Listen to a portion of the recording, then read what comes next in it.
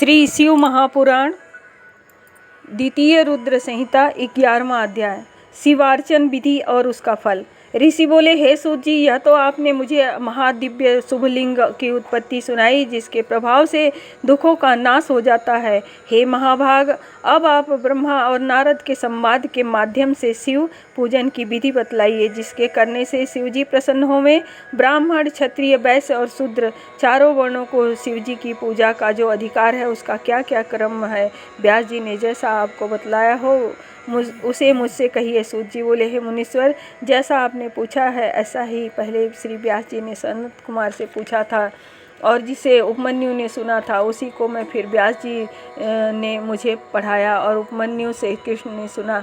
तब जिसे सबसे पहले ब्रह्मा जी ने ही कहा है वही सब मैं ब्रह्मा नारद संवाद के रूप में आपसे कहता हूँ। ब्रह्मा जी बोले, हे नारद, अब मैं तुम्हें लिंग पूजन के संक्षेप में कहता हूँ, ध्यान देकर सुनो। यदि विस्तार से कहूँ तो सैकड़ों वर्षों में भी संपूर्ण नहीं होगा। शिव जी की पूजा परम भक्ति से करनी चाहिए जिसके करने से सारे अनिष्टों का नाश हो जाता है। मनुष्य को संतान सुख की प्राप्ति होती है। चारों वर्णों को सब कामों और अर्थों की सिद्धि के लिए शिव जी की पूजा करनी चाहिए। प्रातःकाल ब्रह्म मुहूर्त में उठकर गुरुदेव और शिव जी का स्मरण करता हुआ सब तीर्थों का स्मरण करे और श्री भगवान का ध्यान करे। साथ ही मेरा देवताओं तथा मुनियों का भी ध्यान करे। फिर शिव स्रोत का पाठ करे। तब उठकर मल त्याग के लिए दक्षिण दिशा को जाए, वहाँ एकांत में मल त्याग करे। और ब्राह्मण हो तो शुद्धि के लिए 5 बार हाथ धोए, क्षत्रिय है तो 4 बार, वैश्य है तो 3 बार और शूद्र है तो 2 बार धोए। गुदा लिंग में 1 बार बाएं हाथ से 10 बार, फिर दोनों हाथों से 7 बार मिट्टी लगावे। इस प्रकार दोनों पैरों में 3 बार लगाकर फिर 3 बार हाथ में लगावे। स्त्रियों को शूद्र की भांति मिट्टी लेकर हाथ पैर धोना चाहिए। फिर अपने वर्ण के अनुसार दातौन करे। दातौन के लिए ब्राह्मण 4 अंगुल की, क्षत्रिय 11 अंगुल की, वैश्य 10 अंगुल की, शूद्र 9 अंगुल की दातौन करे। षष्ठी, अमावस्या, नवमी और व्रत के दिन, रविवार को, संध्या के समय, श्राद्ध के दिन दातौन ना करे। तीर्थों में सविधि मंत्र सहित स्नान करे। फिर एकांत और उत्तम संध्या में स्थान में संध्या करे। फिर सविधि शिव जी को पूजे, परंतु पहले गणेश जी का पूजन कर ले। वे तदंतर आसन पर बैठकर शिव जी की स्थापना करे। 3 बार आचमन कर 3 प्राणायाम करे जिसमें मध्य में त्रयंबक शिव जी का ध्यान करे, जिसमें 5 मुख, 10 भुजाएं, सब भूषणों से युक्त और 12 बाघंबर ओढ़े हुए हैं। शिव जी की पूजा से मनुष्य अपने शिव को पवित्र बना लेवे। फिर प्रणव मंत्र अर्थात ओंकार से ही संन्यास कर शिव जी की पूजा आरंभ करे, जिसकी और बहुत सी विधियां गुरुदेव से प्राप्त कर लेवे। फिर शिव जी पर सहस्त्र जलधारा वेद मंत्रों द्वारा चढ़ाए। फिर शिव जी के ऊपर चंदन और पुष्पादि चढ़ाए और प्रणव पूर्वक उनके आगे सुगंधि की सामग्री देवे। फिर नाना प्रकार के वेद मंत्रों से उनकी स्तुति करता हुआ उन्हें नमस्कार करे। फिर अर्घ्य देकर शिव जी के चरणों में पुष्प बिखेरे देवे। फिर देवेश को प्रणाम कर आत्मा से शिव जी की आराधना करे। प्रार्थना करते समय हाथ में पुष्प लेकर उनके सामने खड़ा हुए और अंजलि बांधे रहे और कहे कि हे शंकर जी, मैं ज्ञान से अथवा अज्ञान से आपकी जो कुछ भी पूजा की है वह सफल हुए। और ऐसा कहकर हर्षित होकर शिव जी के ऊपर पुष्प चढ़ाए, स्वस्ति वाचन कर अनेक प्रकार के आशीर्वाद ग्रहण करे। फिर शिव जी के ऊपर पूजा की चढ़ाई हुई सभी वस्तु हटाकर नमस्कार करे और अपराध क्षमा के लिए फिर आचमन करावे। फिर अघोर मंत्र से शिव जी की प्रार्थना करे और गले से अधिक शब्द निकाल कर उनकी पूजा करे। फिर अपने समस्त परिवार के साथ शिव जी को नमस्कार कर अत्यंत प्रसन्न होता हुआ सारे कार्यों को सुखपूर्वक करे। इस प्रकार शिव पूजा से उसे पद पद पर सर्व सिद्धियों की प्राप्ति हो सकती है, उसका दुख मिट जाता है, शिव जी की कृपा से कल्याण पाता है तथा शिव जी की पूजा से उसके और भी गुणों की वृद्धि होती है। मुनिवर्य, यह शिव जी की पूजा की विधि कही है। नारद, अब इसके पश्चात और क्या सुनना चाहते हो? इति श्री शिव महापुराण द्वितीय रुद्र संहिता का 11वां अध्याय समाप्त। 12वां अध्याय कर्म यज्ञ भक्ति और साम आदि का वर्णन। नारद जी ने कहा, हे ब्रह्मा जी, इसी बात को अच्छी तरह फिर कहिए। ब्रह्मा जी ने कहा, एक समय मैं सब ऋषियों को साथ लेकर क्षीर सागर के तट पर भगवान विष्णु की स्तुति करने गया और जब हम सब ने उनकी स्तुति की तो उन्होंने शिव जी के चरणों का ध्यान करके प्रसन्न होकर कहा, हे ब्रह्मादि देवताओं, तुम लोग क्यों आए हो? तुम्हारा क्या कार्य है? मुझसे कहो। ब्रह्मा जी कहते हैं कि जब विष्णु भगवान ने इस प्रकार पूछा तो देवताओं ने निवेदन किया कि हे महाराज, दुखों को दूर करने वाली सेवा किसकी करनी चाहिए? तब भगवान बोले, हे ब्रह्मन, यह तो तुम पहले भी देख चुके हो और अब भी देखते हो, फिर उसको क्या पूछते हो? किंतु कार्य में तत्पर तुम्हारे और देवताओं के लिए फिर कहता हूँ, सुनो। भगवान शंकर सब दुखों के दूर करता और परम सेव्य हैं, और मेरी और विशेषकर ब्रह्मा जी की भी यही सम्मति है। सुख चाहने वालों को कभी भी शिव जी की पूजा नहीं छोड़नी चाहिए। देवाधिदेव महेश्वर की लिंग पूजा को त्यागने से ही तो तार के पुत्र भी अपने बांधवों सहित नाश को प्राप्त हुए। इस कारण लिंग मूर्तिधारी का सदैव पूजन करना चाहिए। शिव की पूजा से ही हम, तुम तथा सभी देवी देवता श्रेष्ठ हुए हैं। फिर आप इस बात को कैसे भूल जाते हैं? जैसे भी हो, लिंग की पूजा करें। सकाम निर्वाचन करना ही योग्य है। वही बड़ी हानि, वही महाछिद्र, वही अंधाता और मुग्धाता हैं। जिस मुहूर्त और क्षण में सिरवार्चन नहीं होता, शिव जी का भक्त कभी भी दुखी नहीं होता है। मनुष्य को संसार के सारे सुख तो शिव जी की पूजा से प्राप्त होते ही हैं, अपितु मुक्ति भी प्राप्त हो जाती है। ब्रह्मा जी कहते हैं कि जब इस प्रकार विष्णु भगवान ने कहा तो देवताओं ने उन हरि को प्रणाम किया और सब कर्मों की सिद्धि के लिए लिंगों की प्रार्थना की। तब भगवान ने विश्वकर्मा को बुलाकर कहा कि हे मुनि, मैं तो जीवों के उद्धार में लगा हुआ हूँ, तुम मेरी आज्ञा से देवताओं के लिए शिवलिंग की स्थापना करो। ब्रह्मा जी कहते हैं कि विश्वकर्मा ने हरि की आज्ञा से देवताओं के लिए लिंग की कल्पना कर उन्हें वे लिंग प्रदान किए। पद्म राग मणि का लिंग इंद्र को, सुवर्ण का कुबेर, पीतमणि का धर्मराज को, श्याम वर्ण का वरुण को, इंद्रनील मणि का विष्णु को, और सुवर्णमय लिंग ब्रह्मा जी को, और चांदी का विश्वदेव और वसुओं को बनाकर दिया। पीतल का अश्विनी कुमारों को, स्फटिक का लक्ष्मी को, तांबे का आदित्यों को, मोती का चंद्रमा को, वज्रलिंग ब्राह्मणों को दिया। फिर ब्राह्मण की स्त्रियों को मिट्टी का, नागों को चंदन का,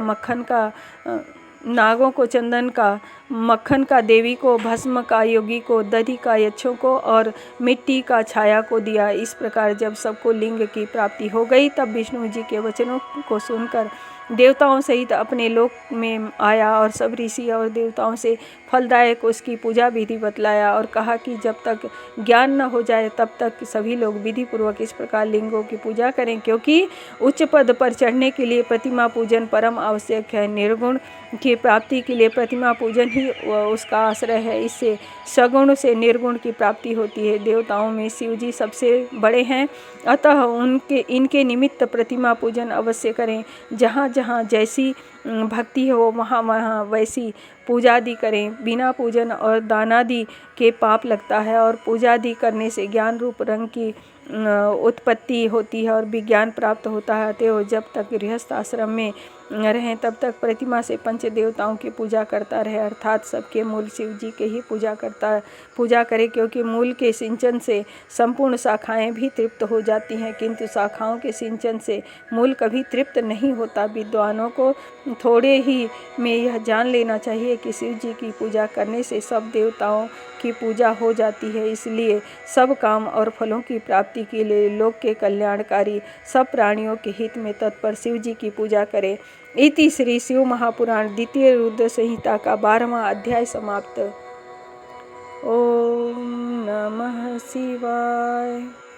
13वां अध्याय स्नान और आसन पद्धति। ब्रह्मा जी बोले, हे ऋषियों, अब इसके आगे सर्व काम और सुखदायक शिव जी की उत्तम पूजा विधि कहता हूँ, ध्यान देकर सुनो। ब्रह्म मुहूर्त में उठकर पार्वती सहित शिव जी का स्मरण को और भक्तिपूर्वक हाथ जोड़कर उन्हें सिर झुकावे तथा इस प्रकार प्रार्थना करे कि हे देवेश, हे हृदय में शयन करने वाले, अब आप उठिए उठिए। हे उमापति, आप उठिए और ब्रह्मांड का मंगल कीजिए। धर्म में मेरी प्रवृत्ति और धर्म में मेरी निवृत्ति कीजिए।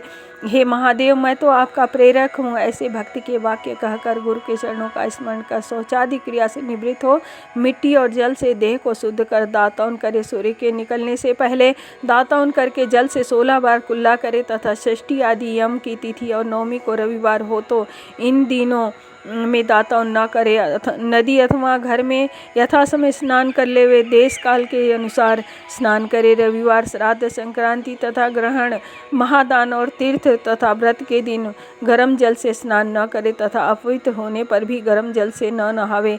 क्रम से वारों को देखकर ही तेल लगावे, फिर पूर्व दिशा की ओर मुख करके स्नान करे और ऋषियों तथा पितरों की प्रसन्नता के लिए तर्पण करे। धुला हुआ वस्त्र धारण करे, फिर मृग चर्म आदि पर बैठकर आसन लगा त्रिपुंड लगावे। भस्म के अभाव में जल से ही त्रिपुंड लगा लेना चाहिए। त्रिपुंड धारण कर रुद्राक्ष धारण करे, फिर अपने सब कर्मों की सिद्धि के लिए शिव जी की आराधना करे।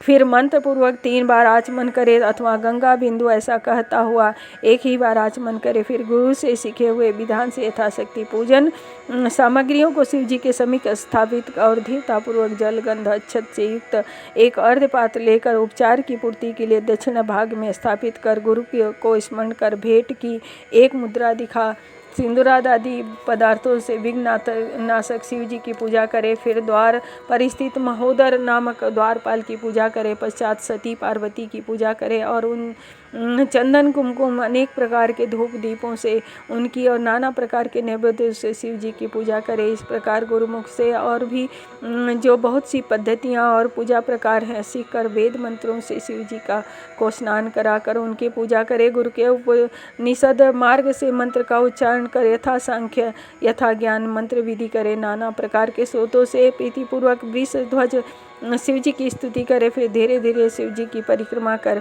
फिर साष्टांग दंडवत कर इस मंत्र से भक्तिपूर्वक पुष्पांजलि अर्पित करे और कहे कि हे शिव जी, मैंने ज्ञान से अथवा अज्ञान से आपकी जो कुछ भी पूजा की है वह सब आपकी कृपा से सफल होवे। हे शिव जी, मेरे प्राण और चित्त सदा आप में ही हैं। हे गौरी से, हे भूतनाथ, मुझ पर प्रसन्न होइए। हे प्रभु, मैं आपकी शरण हूँ। ऐसा कहकर पुष्पांजलि अर्पित कर और कहे कि हे प्रभु, अब आप अपने परिवार सहित अपने स्थान को जाइए और हे नाथ, मेरी पूजा के समय फिर आप इसी स्थान पर आ जाइए। इस प्रकार भक्तवत्सल भगवान शंकर जी को बहुत प्रार्थना कर अपने हृदय में विसर्जन करे, उनके जल को सिरोधार्य करे। हे मुनिये, इस प्रकार शिव जी की स्तुति पूजा की एक और विधि मैंने तुमसे कही। अब आगे और क्या सुनने की इच्छा है वह भी कहिए। इति श्री शिव महापुराण द्वितीय रुद्र संहिता का 13वां अध्याय समाप्त। 14वां अध्याय पुष्प जलादि धारा पूजन। ऋषियों ने कहा, हे व्यास जी के शिष्य, हे महाभाग, अब आप यह बतलाइए कि शिव जी की किन किन फूलों से पूजा की जाए और उनके क्या क्या फल हैं। सूत जी बोले, हे शौनक आदि ऋषियों, यही प्रश्न नारद जी ने ब्रह्मा से किया था और उन्होंने निर्णय दिया था।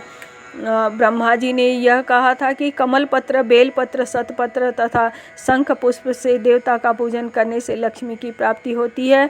20 कमल का एक प्रस्थ और सहस्त्र बेल पत्रों का आधा प्रस्थ होता है। 16 पल का एक प्रस्थ और 10 टंक का एक पल होता है। इस तौल के अनुसार इतना सब तराजू पर चढ़ाकर सकाम पूजे तो सब कामनाओं की प्राप्ति होती है और यदि निष्काम पूजे तो वह शिवरूप हो जावे। यदि कोई 10 करोड़ पार्थिव लिंग की पूजा करे तो वह राज्य का इच्छुक राज्य पा सकता है। हे मुनीश्वरों, शिव जी को संतुष्ट करने के लिए शिवलिंग पर फूल, चावल और चंदन आदि सहित अखंड जल की धारा चढ़ाकर उनका पूजन करे। प्रत्येक रूप में प्रति मंत्र से एक बेलपत्र अथवा शतपत्र या कमल पत्र चढ़ावे। प्राचीन लोगों ने शंख पुष्पों से विशेष रीति से पूजा करने को कहा है, जो दोनों लोकों में सर्व कामदायक है। फिर धूप, दीप, नैवेद्य तथा आरती, प्रदक्षिणा और नमस्कार का क्षमा विसर्जन करे। इस प्रकार की सांगोपांग पूजा भोग और राज्य प्रदायक, जो अपनी प्रधानता के लिए इसकी आधी पूजा और इससे आधी पूजा मुक्ति के लिए अर्थात कारागार से मुक्त होने के लिए करता रहे। रोग से मुक्त होने के लिए 50 कमल पुष्प, कन्या की इच्छा रखने वाला 25 कमल पुष्प, विद्या के लिए इससे भी आधे और वाणी के लिए घृत से, उच्चाटन के लिए उतने ही परिमाण से, मारण में 1 लक्ष, मोहन में उससे आधा, राजा के वशीकरण के लिए 10 लाख पुष्पों से पूजा करे। इतना ही जप करे। यश के लिए भी इतना ही, ज्ञान के लिए भी 1 करोड़, शिव दर्शन के लिए इससे आधे से पूजन करे तथा कार्यफल की सिद्धि के लिए मृत्युंजय का जाप करे। इसमें 5 लाख जपे तो शिव जी प्रसन्न हो जावे। मुक्ति चाहने वाला कुशा से शिव जी का पूजन करे। 1 लाख की संख्या तो सर्वत्र जाने। आयु का इच्छुक 1 लाख दुर्वा से और पुत्र का इच्छुक 1 लाख फूलों से, जिसकी डंडी लाल हो, लेकर शिव जी की पूजा करे। तो तुलसी से पूजे तो भुक्ति मुक्ति प्राप्त होवे, प्रताप के लिए आग के फूल चढ़ावे, जमा पुष्प से पूजे तो शत्रु का नाश हो, और कनेर पुष्प से पूजे तो रोग दूर हो, और मनुष्यों को वस्त्र संपत्ति की कमी ना रहे। हर श्रृंगार के फूल से पूजे तो सुख संपत्ति बढ़े, राई के फूलों से पूजे तो शत्रु की मृत्यु होवे, और यदि इससे 1,00,000 फूल चढ़ा देवे तो बड़ा फल प्राप्त होता है। ऐसा कोई फूल नहीं है जो शिव जी को प्रिय न हो। चंपा और केतकी को छोड़कर सब फूल शिव जी पर चढ़ सकते हैं। अब चावलों के चढ़ाने का प्रमाण और फल सुनो। चावलों को चढ़ाने से लक्ष्मी की वृद्धि होती है, किंतु चावल अखंडित होवे और विधि पूर्वक भक्ति से चढ़ावें। इसकी भी 1,00,000 संख्या हो, या 6 प्रस्थ या 3 प्रस्थ या 2 फल होवे। चावल द्वारा प्रधानतः रुद्र को पूजे और उस पर एक सुंदर वस्त्र शिव जी के ऊपर चढ़ावे। चावल चढ़ाने का यही सुंदर विधान है। फिर उसके ऊपर एक श्रीफल, गंध और पुष्पादि सहित चढ़ावे। फिर धूप दीप आदि देकर पूजन का फल प्राप्त करे। 2 रुपया मासे की संख्या से दक्षिणा दे, यथाशक्य का भी विधान है। इस प्रकार अंग सहित मंत्र पूर्वक शिव जी का लक्ष्य पूजा हो जावे तो 12 ब्राह्मणों को भोजन करावे। यहाँ पर मंत्र की 108 विधियाँ कही गई हैं। 1,00,000 पल तिल चढ़ावे तो महापाप नाश हो। 11 पल अर्थात 64 मासा 1,00,000 तिल के बराबर होता है। हित कामना के लिए पूर्ववत पूजन करे और ब्राह्मणों को भोजन करावे। ऐसा करने से बड़े पातक से उत्पन्न दुखों का शीघ्र ही नाश हो जाता है। 1,00,000 या 8 प्रस्थ जो चढ़ावे तो स्वर्ग और सुख की वृद्धि हो। इस प्रकार प्रत्येक कार्यों के लिए प्रत्येक विधि से शिव जी की पूजा करें। ज्वर प्रलाप की शांति के लिए केवल जल की धारा मंगल देती है। इसमें शतरुद्रीय मंत्र, 11 रुद्र मंत्र, रुद्र जाप, रुद्र सूक्त, षट्ंग, महामृत्युंजय और गायत्री के अंत में नमः लगाकर नामों से अथवा प्रणव से अर्थात ओम के मंत्र से तथा दूसरे शास्त्रोक्त मंत्रों से जल की धारा करे। धारा पूजन शुभ संतान वर्धक है। गुरु से समझकर करे। यदि अपने घर में नित्य कलह होता हुए तो शिव जी पर जल की धारा करे तो सब दुख विनष्ट हो जाते हैं। यदि शत्रु को तपाना हो तो शिव जी पर तेल की धारा चढ़ावे। मधु से शिव जी को पूजे तो यक्ष राज हो जावे। ईख के रस से पूजे तो आनंद मंगल हो। यदि गंगा जी की जल की धारा देवे तो भुक्ति मुक्ति को प्राप्त होए। इसकी 10,000 संख्या का विधान है। 11 ब्राह्मणों को भोजन करावे। हे मुनीश्वर, आपने जो पूछा वह सब मैंने आप लोगों को सुना दिया।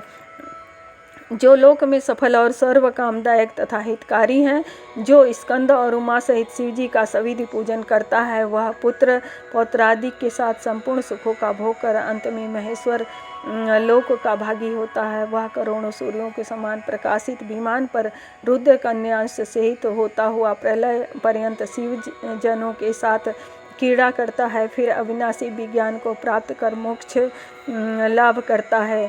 इति श्री शिव महापुराण द्वितीय रुद्र संहिता का 14वां अध्याय समाप्त।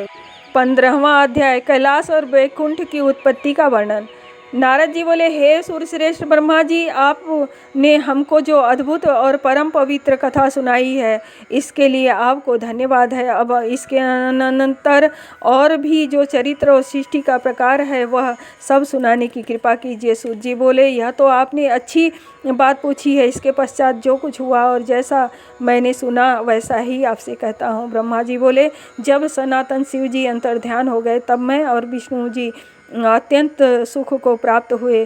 फिर मैंने हंस का और विष्णु जी ने वराह का रूप धारण कर सृष्टि के लिए लोकों के रचने का विचार किया।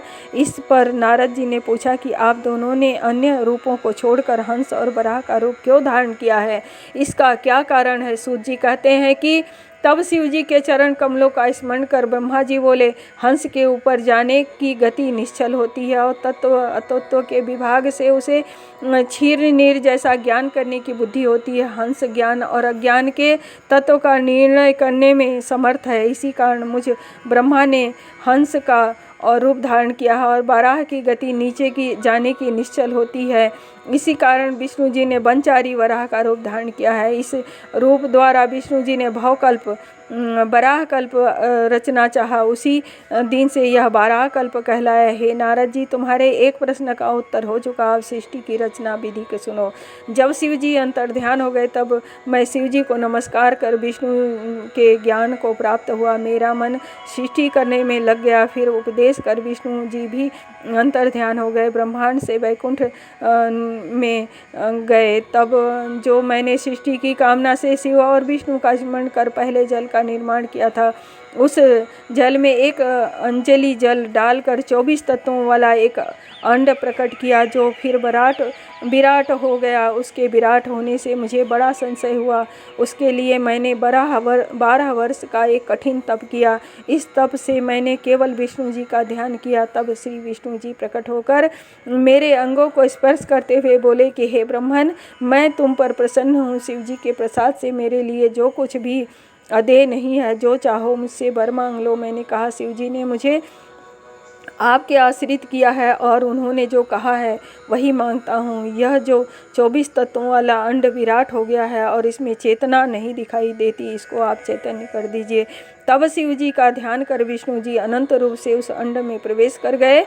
फिर तो उस अंड के सहस्त्रों सिर और सहस्त्रों नेत्र, सहस्त्रों चरण सहित अवयव निकलकर पृथ्वी के चारों ओर घेर लिया। विष्णु जी 7 लोकों के अधिपति हो गए। शिव जी ने उन्हें अपने कैलाश के ऊपर स्थान दिया। कैलाश वह स्थान है जिसका कभी भी नाश नहीं होता। सुतरां मैं सृष्टि रचने लगा, तब पहले पाप की सृष्टि उत्पन्न हुई, जिससे अविद्या और तम की प्रधानता थी। उसमें मैंने स्थावर की रचना की। फिर मैं मुख्य सृष्टि की रचना के लिए शिव जी का ध्यान करने लगा। तब तिरछे चलने वाले जीव प्रकट हुए। इनसे भी मुझे संतोष न हुआ। तब मैंने सात्विकी देवताओं की सृष्टि की, परंतु इससे भी कार्य साधन नहीं हुआ। अतः मैंने शिव जी की आज्ञा से रजोगुण वाले मनुष्यों की सृष्टि की। इस प्रकार जब मेरी 5 प्रकार की सृष्टि हो गई, तब मैंने सर्गों की रचना का विचार किया। तब महत्सर्ग, सूक्ष्म और भौतिक सर्ग और तीसरा वैकारिक सर्ग उत्पन्न हुआ। फिर वैकारिक सर्ग से प्राकृत सृष्टि 8 प्रकार की हुई, और जब इसी प्रकृति में विकृति हुई, तब 9वां कुमार सर्ग हुआ, जिसका वर्णन करना कठिन है। फिर उपयोगी द्विजात्मक सर्ग हुआ, जिसमें सनकादि का महान कौमार्य सर्ग हुआ। ये सनकादि मेरे ऐसे मानस पुत्र हुए जिनमें कि महान वैराग्य संपन्न था। जब मैंने उनसे शिष्ट रचने को कहा तो उन्होंने वैराग्य दिखाया। इससे मुझे अत्यंत क्रोध आया, यहाँ तक कि मेरे नेत्रों से आंसू की बूंदें टपकने लगी। तब विष्णु जी ने आकर मुझे समझाया कि हे शिव जी का तप करो। मैंने बड़ा तप किया। तब मेरे भौं नासिका के मध्य से त्रिमूर्ति अर्धनारीश्वर महेश्वर अपने पूर्ण अंश से सबके ईश्वर, अजन्मा तेज की राशि, साक्षात उमापति, सर्वज्ञ, सबके कर्ता, नील लोहित नाम वाले शिव जी प्रकट हुए। उन्हें देखकर मैं प्रसन्न हुआ और कहा कि अब आप ही अनेक प्रकार की सृष्टि कीजिए। तब वे देव महेश्वर अपने ही तुल्य बहुत से रुद्रों की सृष्टि करने लगे। यह देख मैंने उनसे कहा कि हे देव, अब आप जन्म मरण वाली प्रजाओं की रचना कीजिए। इस पर करुणानिधि महादेव जी हंसने लगे और बोले कि नहीं, मैं ऐसी अशोभन सृष्टि करूँगा जो कि कर्मवश दुख के सागर में पड़े। मैं तो दुखियों का उद्धारक हूँ और उनको अच्छी तरह गुरुमूर्ति के द्वारा ज्ञान प्राप्त कराता हूँ। अतः दुख रूप वाली प्रजा का निर्माण आप ही कीजिए। मेरी आज्ञा से तुम्हें माया की बाधा न होगी। ब्रह्मा जी ने कहा कि ऐसा कहते हुए नील लोहित भगवान शंकर शीघ्र ही अंतर ध्यान हो गए। इति श्री शिव महापुराण द्वितीय रुद्र संहिता का 15वां अध्याय समाप्त। ओम नमः शिवाय।